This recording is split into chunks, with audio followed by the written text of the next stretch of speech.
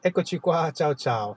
Ragazzi, oggi tour fantastico, Catania, Etna, winery, cantina, insomma, casa, no, faremo un po' di tutto, diverse tappe, un giro di 150 km tra città, collina, montagna fino a 2000 metri, poi di nuovo città, insomma un giro completo, un tour con degli amici e vedremo un po' come si comporterà la Formentor. Io girerò, unico parametro, come dire, settato all'inizio, tutto il giorno in eco, giusto per capire un po' se effettivamente facendo giri così veramente pazzeschi, ma alla fine i consumi sono davvero interessanti. State qui su questo video e scopriremo insieme appunto come andrà la giornata.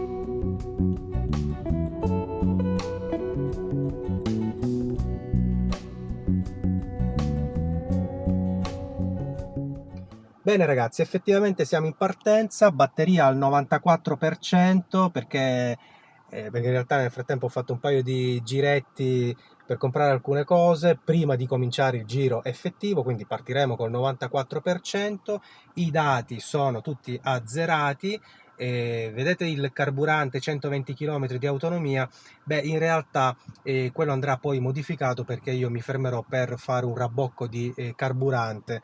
È più di un mese che non lo faccio, che non mi fermo, quindi insomma mi pare anche giusto. No, farò un rabbocco perché per avere un po' più di autonomia, ovviamente anche col termico. Ma a parte questo, poi noi vedremo i consumi effettivi sia della benzina, quindi chilometri al litro, sia naturalmente l'elettrico, chilometri per kilowattora. Ma questi sono i dati di partenza, 94% di batteria, circa 150 km in totale, poi vedremo alla fine effettivamente cosa avremo macinato, in eco e in ibrido, per cui mi aspetto dati molto interessanti, li vedremo man mano durante la giornata.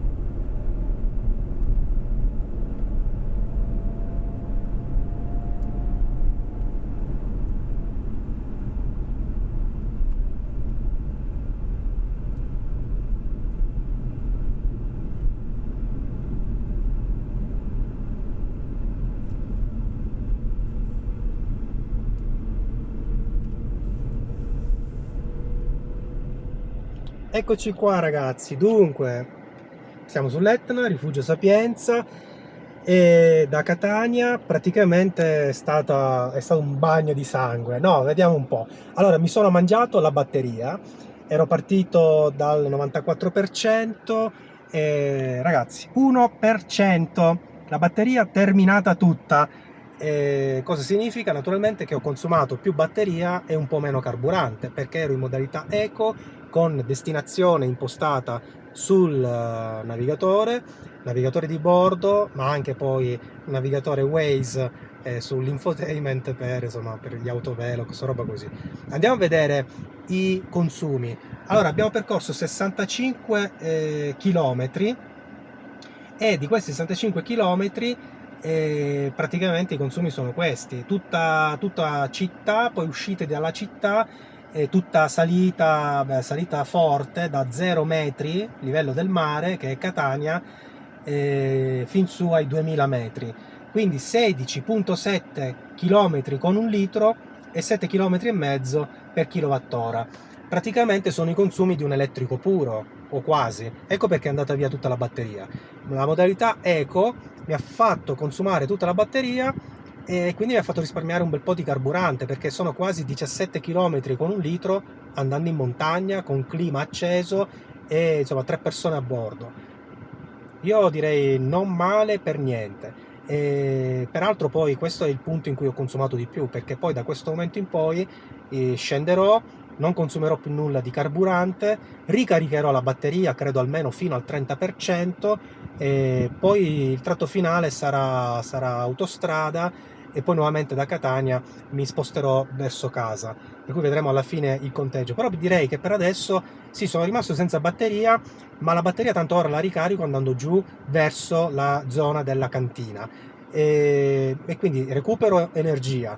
Benzina non ne tocco più e ragazzi 17 km con un litro mi pare tanta roba. Naturalmente l'auto è in eco, quindi non ha grande spunto in salita, però a me non interessava, abbiamo chiacchierato, abbiamo fatto veramente conversazione ed è andata insomma proprio da crociera, comoda, liscia, per cui non mi interessava, ecco, avere più spunto. Allora mi pare che questa prima tappa riveli che la modalità eco fa risparmiare tanto e ora si tratta di capire, questo non mi è ancora ben chiaro, quando fa consumare più carburante e quando risparmiare più batteria. Non lo so perché mi sono trovato a guidare in eco a volte risparmiando tanta batteria e consumando un po' di più di carburante, a volte invece come in questo caso praticamente consumando tutta la batteria e veramente carburante direi poco, perché 17 km con un litro in questo percorso significa praticamente in una proiezione sul ritorno significa più di 30 km con un litro. Va bene, ci aggiorniamo dopo.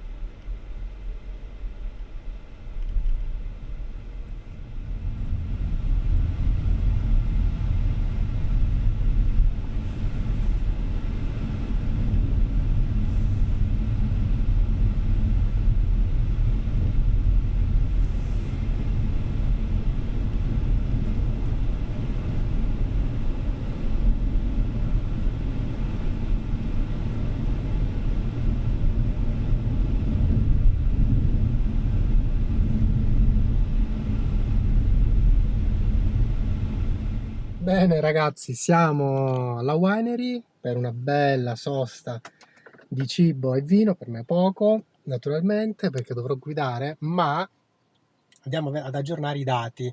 Abbiamo percorso altri 20 km rispetto ai 65 fatti fino a quel momento per salire sull'Etna, poi dall'Etna fino alla zona del vigneto sono altri 20 km, quindi in tutto 25 km. Avevamo quasi 17 km con un litro, 6,17 e 7 km e mezzo per kilowattora. Questi erano i dati insomma sul lungo tragitto per andare in montagna. Nel frattempo chiudo così vediamo anche la percentuale di batteria. Ricordate 1% lì sopra in alto, ragazzi, 35% soltanto andando giù di 20 km, praticamente 20 km quasi tutti in discesa, 35% di batteria, quindi ho recuperato un bel po'. Ho guidato sempre in eco e in ibrido, ma in discesa naturalmente praticamente non partiva mai il termico.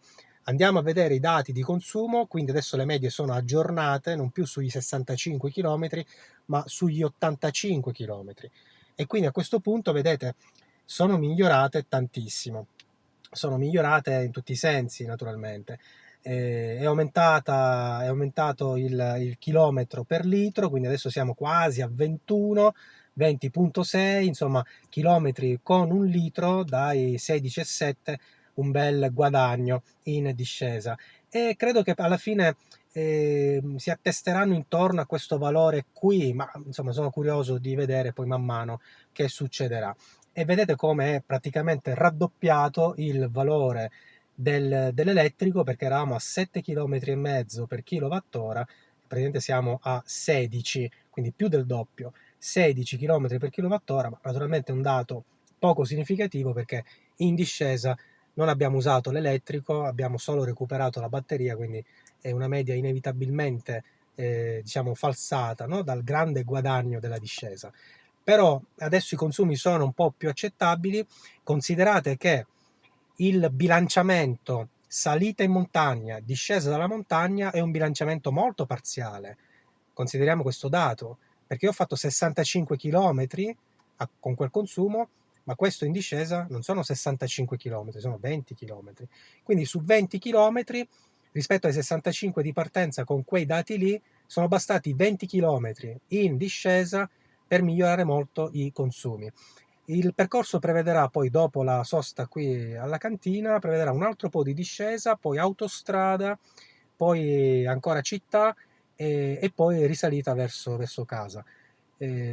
Vediamo un po' come si comporta, però già mi pare che come consumi siamo messi molto molto bene, quasi 21 km con un litro su 85 km, di cui 65 fatti salendo in montagna. Va bene, a dopo, nel frattempo, no? Vabbè, poco, così guido, eh.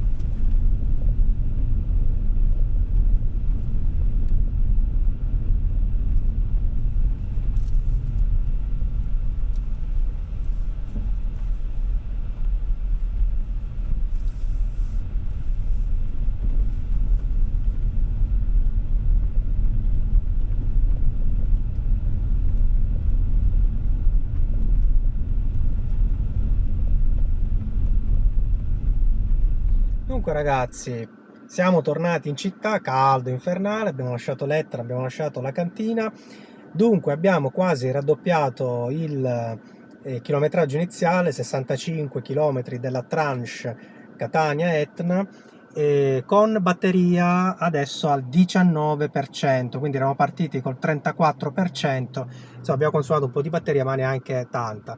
Ma i consumi adesso sono molto molto interessanti perché eccoci qua, 119 km percorsi in totale, quindi abbiamo aggiunto, praticamente abbiamo raddoppiato il tragitto iniziale dei 65 km. Seconda tranche era quella da 20 km, quindi siamo arrivati a 85, e poi gli ultimi 40 km circa quasi tutti di autostrada per arrivare a 119. Cosa molto interessante: 24 km con un litro, praticamente siamo lì, e quasi 18 km per kilowattora, quindi non male affatto. I chilometri, insomma, i consumi sono migliorati ulteriormente, significativamente. Eravamo sui 16 km, quasi 17 km per un litro, con un litro di carburante, e naturalmente adesso siamo quasi a 24. Il percorso ovviamente di questa seconda parte è stato più favorevole perché è tutta discesa dall'Etna, e poi un po' di autostrada fatta calmi, insomma, belli tranquilli, a velocità veramente di crociera, molto molto comfort. Per cui questi consumi secondo me adesso non potranno che peggiorare, perché naturalmente dalla città io tornerò su un po' verso la collina e quindi inevitabilmente insomma il tragitto sarà meno favorevole. Però finora su 119, dai, 120 km misti, molta montagna, un po' di autostrada e poi poca discesa alla fine, perché di questi 120 km forse una trentina in tutto saranno di discesa pura, e per il resto mi pare che tra città, salita in montagna e autostrada siamo sicuramente sugli 80, no, direi 90 km, e questi 90 km i consumi sono questi: 24 km con un litro e quasi 18 per kilowattora, con batteria che insomma scende e sale, ma alla fine abbiamo fatto 120 km e siamo ancora col 20% di batteria, senza che io abbia impostato l'ibrido manuale, ricarica, mantieni, nulla. Prendo, scaricato tutto all'andata, ho ricaricato scendendo, ho consumato un po' in autostrada e basta. Ci vediamo alla fine, vediamo un po' se effettivamente siamo peggiorati tantissimo oppure no.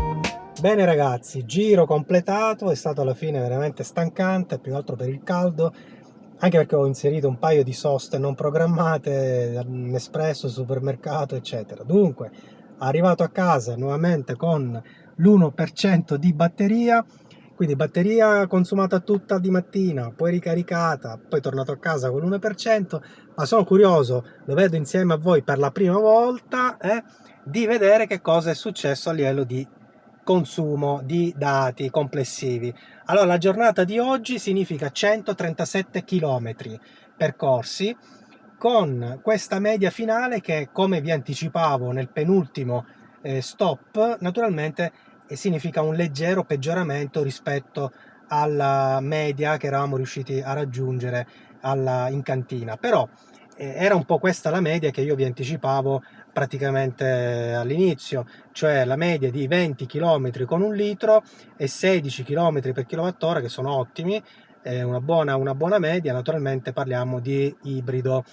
Percorso veramente insomma misto, ho fatto di tutto: salita 0-2000 metri, poi discesa intorno ai 500 metri, quindi tanta ricarica, poi una trentina di chilometri di autostrada, ma molto leggeri, quindi diciamo 90-100 km orari, però fluidi, costanti, poi tanta città, quindi un po' di tutto. Non abbiamo fatto solo lo sterrato praticamente e abbiamo evitato il mare, anche se a un certo momento mi ci stavo buttando per il caldo. Comunque sempre clima acceso, insomma, fisso a palla praticamente a 22 gradi, ventilazione 4, 5, insomma, perché sennò fuori sono 37-36 gradi. Allora, su 137 km, 20 km con un litro. Questa è una media che ci segniamo, ci annotiamo anche questa per il riepilogo complessivo che farò, un video con tutti i consumi tipologia per tipologia. Proverò a farlo, adesso sono veramente tanti, ma insomma è la nostra media questa. La nostra media, sì, sui 20 km con un litro, con tragitto che per buona metà è montagna. Quindi su 137 km, ve lo faccio vedere nuovamente, ricordiamolo perché altrimenti su 137 km 65, quindi veramente diciamo la metà montagna, tutta insomma 0-2000, poi il resto sparpagliato, così sparso tra città, un po' di discesa, ma forse poi il tratto veramente in discesa saranno 20, di quei 137 saranno 25 km, quindi nulla. e autostrada. Quindi direi che 20 km su un percorso complicato, impegnativo, perché la media di lungo periodo è migliore di questa e la andiamo a vedere insieme. Lungo periodo, ragazzi, io sono a 26 km con un litro. Va bene, questo ovviamente sui 2000 km, gli ultimi 2000 km. Quindi è una media da 26 km, in realtà la media di lunghissimo periodo, quella sui 10.000 km percorsi in auto, e beh, lì andiamo praticamente sopra i 30 km con un litro, insomma 35, adesso non ricordo esattamente. Però è una media, insomma, sui 20, però in condizioni veramente proibitive. Se avessi percorso quei 130 km tutti in autostrada, anche tutti in autostrada, o comunque levando la montagna, beh, naturalmente no, saremmo non solo a 25-26 km con un litro, secondo questa media, ma addirittura anche forse più in alto. Dunque, dalla partenza, ovviamente 400 km di autonomia col carburante e abbiamo quasi il pieno, direi 3 tacche, poco meno di metà.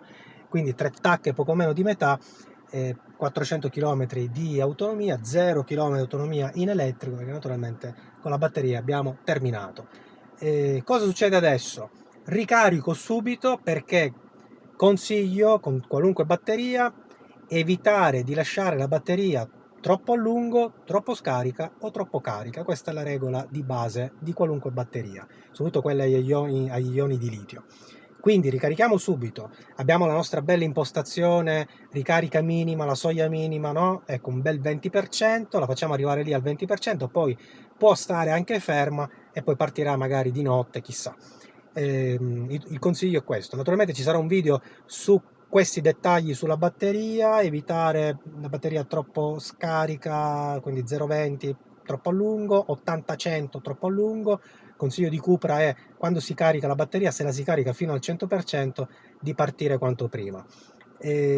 Allora, prossimo video naturalmente già pronto, già programmato qui su YouTube, come provare a caricare fino all'80%, se naturalmente ci possiamo permettere di caricare fino all'80%, cioè non abbiamo bisogno della batteria al 100%. Io oggi naturalmente avevo bisogno della batteria al 100% perché insomma, l'ho strizzata un bel po', ma se il nostro percorso quotidiano, soprattutto in elettrico, è di pochi chilometri e ci stiamo dentro, beh, allora possiamo veramente programmare una ricarica all'80%, almeno per tutta la settimana, poi magari a fine settimana aumentiamo un po' di più.